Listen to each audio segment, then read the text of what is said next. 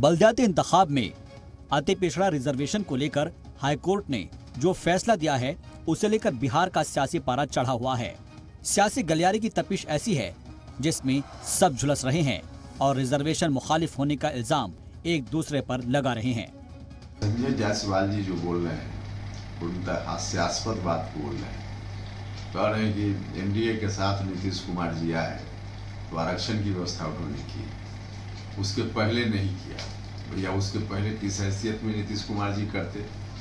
मुख्यमंत्री बने तब से उनके ऊपर जवाबदेही आई ना, उसके पहले कैसे करते? तो बोलना ही अपने आप में फिजूल की बात है। नीतीश जी अपनी गलतियों को छुपाने के लिए जब बिहार की जनता जागृत हुई है और उनको लगा है कि अब लोग हमारे उस बात को समझ गए हैं कि वह निराश हो चुके हैं, ईबीसी और ओबीसी के विरोधी हो चुके हैं और इस प्रकार की प्रक्रिया को न अपनाते हुए चुनाव को उन्होंने बिल्कुल बिहार के लोगों के साथ धोखा किया। दरअसल अति पिछड़ा रिजर्वेशन की इस लड़ाई में मुकाबला जेडीयू और बीजेपी के दरमियान चल रहा है।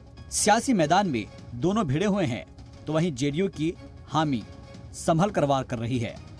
शायद ये कहना था कि भाई ये जो आरक्षण दिया जा रहा है, पॉलिटिकल एम्पावरमेंट दिया जा रहा है, वो उस तबके को दिया जा रहा है जिसका रिप्रेजेंटेशन जो है बिना पॉलिटिकल एम्पावरमेंट के नहीं हो पाता। तो ये कहा था, उसी को आधार बना करके शायद ये पटना हाई कोर्ट का फैसला आया है। एक दूसरे के माथे पर कोई जिम्मेदारी थोप देना या तय कर देना कि आपके चलते सब हुआ, मैं समझता हूँ इसका निराकरण की दिशा में कदम बढ़ाना चाहिए कि आगे से ऐसा न हो। रिजर्वेशन की इस लड़ाई में जेडीयू आखिरी दम तक लड़ने का ऐलान कर चुकी है। जेडीयू की माने तो पिछले 15 साल से ये निजाम नाफिज था, लेकिन अब क्या हुआ? 15 वर्ष से ज्यादा से चल रहा था।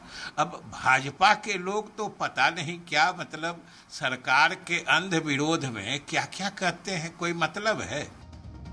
अति पिछड़ों के रिजर्वेशन को लेकर जिस तरह से बलदियाती इंतखाब को रोकना पड़ा है, इसको सरकार की नाकामी के तौर पर देखा जा रहा है, लेकिन सियासत में इसका भी दांव चला जा रहा है। जेडीयू खुद को शहीद का दर्जा देना चाहती है, लेकिन बीजेपी ऐसा होने नहीं देना चाहती।